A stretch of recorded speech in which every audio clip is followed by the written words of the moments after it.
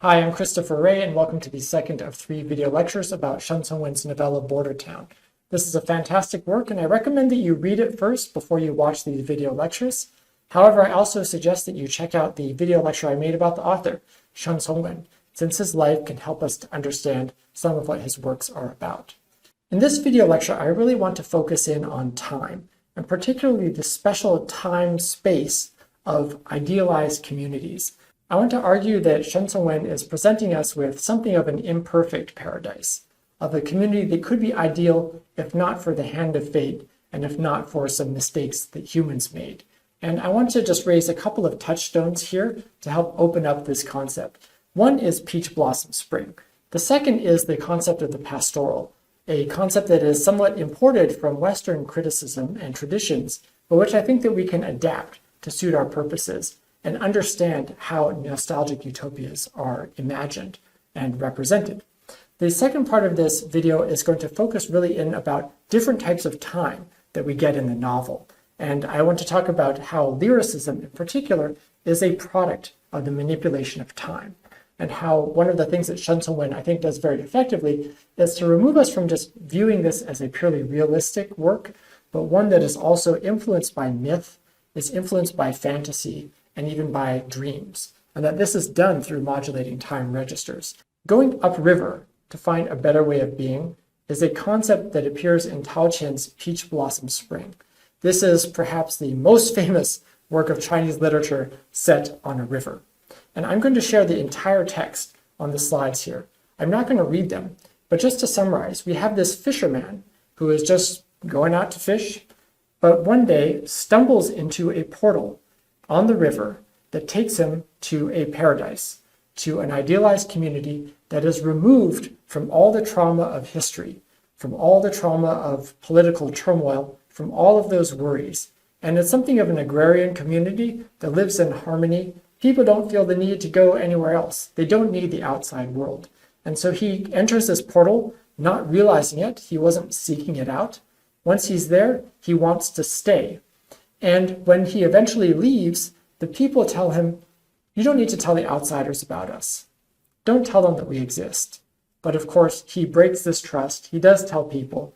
And this party, the search party, heads out to try to find the Peach Blossom Spring. But the portal has closed. So this concept that, first of all, there actually does exist a perfect society out there somewhere, if only we can stumble across it, something that is better from the reality that we live in, this is, of course, has tremendous appeal. This is not a uniquely Chinese thing. In this particular version, however, one of the things that is interesting is that the people who inhabit this place just don't have historical consciousness. They are not burdened by that. And I would say that in Border Town, a lot of this kind of outside world stuff, a lot of the trauma of modern China, all of the fighting, it's really kept kind of off screen or off stage, so to speak. So if you invoke an idealized place, in doing so, you are also suggesting that there's some desirability there, that this is a place that we want to go to. And then the question is just, can you return to that innocence? Can you reach that ideal? And in this story, the pursuit is elusive. You can try, but you will always fail. So paradise can be found, but it can't really be sought. And even though this story, Peach Blossom Spring, is told as history, it's clearly fantasy. In Border Town, we actually get mention of peach blossoms pretty early on, and I've highlighted it here, but this is a place of harmony. This is a place where miracles can be discovered. So it's a very kind of rhapsodic way of invoking a place. It's not just a physical place. This is a place that is invested with transcendent meanings. And there's even a mention at one point that the further upriver you go, the clearer the water. There are other moments in the story too, where the narrator, and this is not Shen Congwen himself, we have to distinguish between the author and the narrator, that the narrator, in using this voice, comments on the ethics and the morality of this place.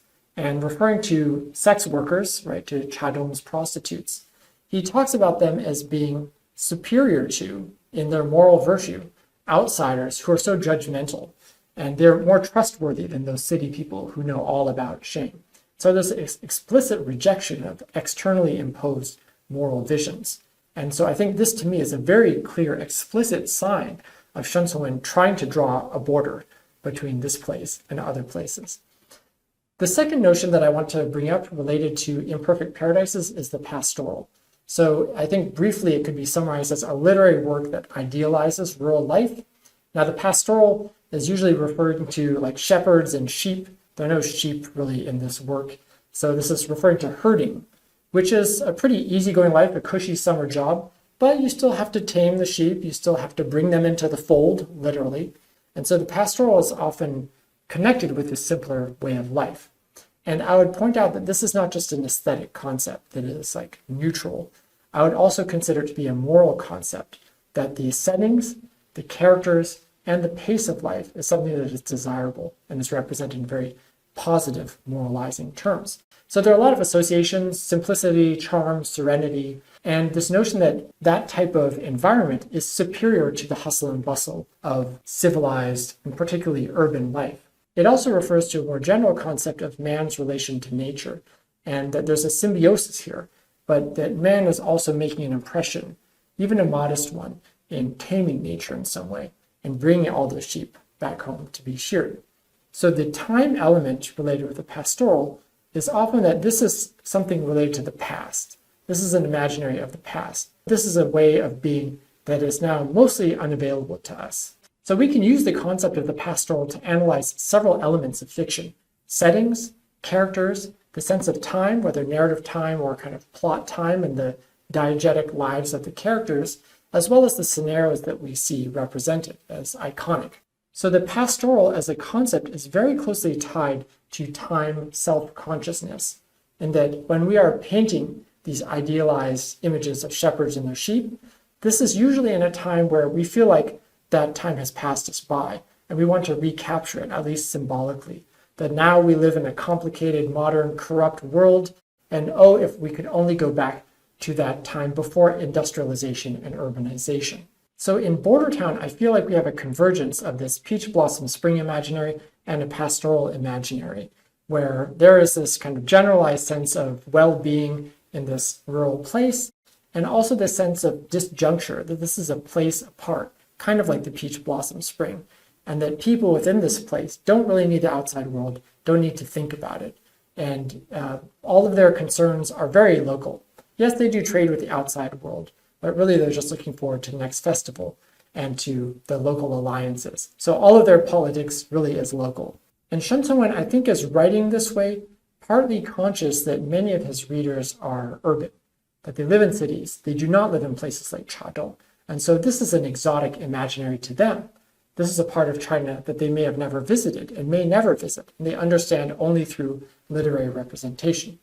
So Shen Congwen's stories often represent a type of imperfect paradise, and imperfect meaning one where there's a lot of cruelty, where there's violence. We don't see that so much in this particular story, but there's poverty, and we certainly have impoverished characters here.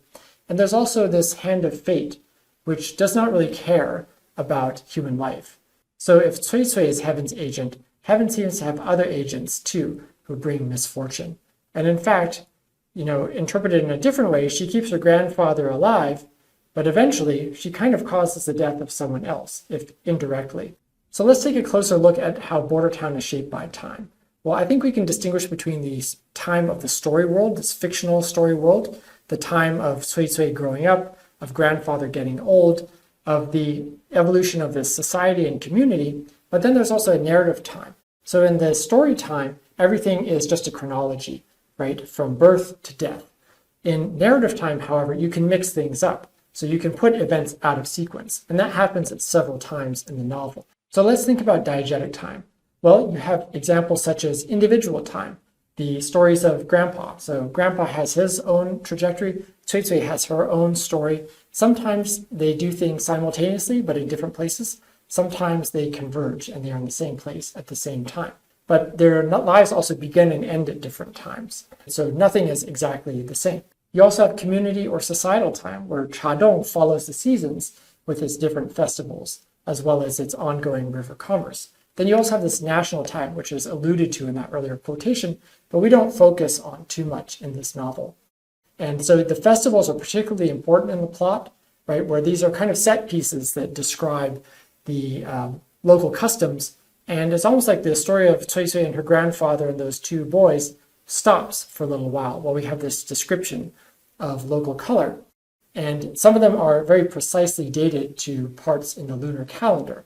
And so I'd say these are moments of spectacle that don't always have a narrative function, but do add to the overall time consciousness of the novel. So sometimes time stops just for a moment. Then there's also narrative time. And this is specifically the temporal sequence, the time sequence in which events are related in the novel. So you can think of multiple examples of when we have a non-linear narrative, when things are told out of sequence. So we have Grandpa now, and then we have a description of what Mom was like back then. Or we have these ellipses, these time gaps where 2 years passed, or flashbacks, where these drum beats carry Cui Cui's imagination back into the past. Then we also have, besides the back and forth, we also have repetition. For example, the story of Cui Cui's parents, their romance and their death, is invoked several times. But sometimes there's no new information being added. It's just a repetition. And so we have to ask, what does that repetition do? Let me just give one example of a character. So Grandpa, you could say that his time identity is one that is repeating. He has gone back and forth across the river for 50 years. His habits are very predictable. He gets drunk at every festival. He's also enduring, that he's been very good at staying at his post. He shows up when people call him.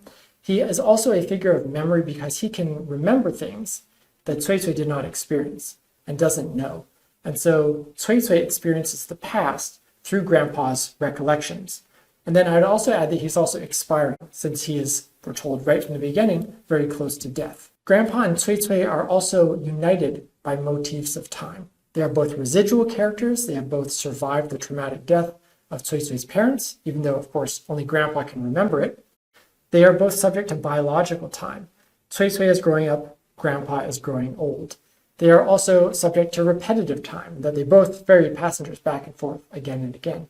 And then a lot of their life is punctuated by this festival time, which is connected to the seasons, when they, either one of them or the other of them, will leave the post and go into town and participate in the festivities. You could ask other questions about tempo, such as, what is the pace of life on the river, but also narrative questions about what is the pace at which our story unfolds. One contrasting example from just a couple of years earlier, to take a completely different extreme, is by the writer Mu Shiying, who is very much an urban writer, very cosmopolitan, very caught up in the swirl of Shanghai nightlife, and who would talk about time as being set to the tempo of jazz music. And everybody is dancing, and time is moving like a revolving door, again, and around and around. It makes you dizzy. So this is a story that's available in translation and is well worth looking at. But this is a type of speed and velocity that makes you dizzy, maybe even a little sick to your stomach. Completely different from Shen Congwen. So just to summarize, there are a few ways that time shapes Border Town. We have the seasonal time, the natural time, these periodic floods. We have biological time, as I mentioned, of growing up and growing old. We have the societal time, market days and festivals. But then there's also this more kind of cosmic time, right? We have the collapse of a pagoda amidst a thunderstorm. We have the end of an era. We have heaven being invoked in different ways. And also the culture of this place seems to believe in fate in very profound ways. So not every parting results in a reunion. I would mention two other types of time here. One is earth time versus river time. So in the good earth, which I mentioned in the other video lecture, you have an agrarian community, you plant, and hopefully you harvest later on if heaven allows good weather. But in Border Town, river time is completely different. River time, the way that the river floods and ebbs and flows, and the way that people live their life is not the same as just planting and harvesting. I would also mention the other type is editorial time, in that Border Town was not read originally the way you and I may read it now, in one sitting or over the course of an afternoon, because you couldn't. When it was first published, it was published maybe a couple of chapters at a time in a literary magazine, and so you'd have to wait for the next issue before you could see what happens to Cui Cui and Grandpa. And so that editorial time, the pressure of deadline, as well as the publication's demand for even-length chapters, also affect how Shen Congwen wrote Border Town. The ending is one, I'm not going to read this passage, but you can take a look at how Shen Congwen actually packs in to just a few words many, many different time registers. Ones that invoke nature, that invoke society, that invoke individual trajectories, that are related to the seasons, that also invoke the renewal or reconstruction of the pagoda. We also have the invocation of a present absence, someone who right now we feel is missing, as well as this uncertainty about the future.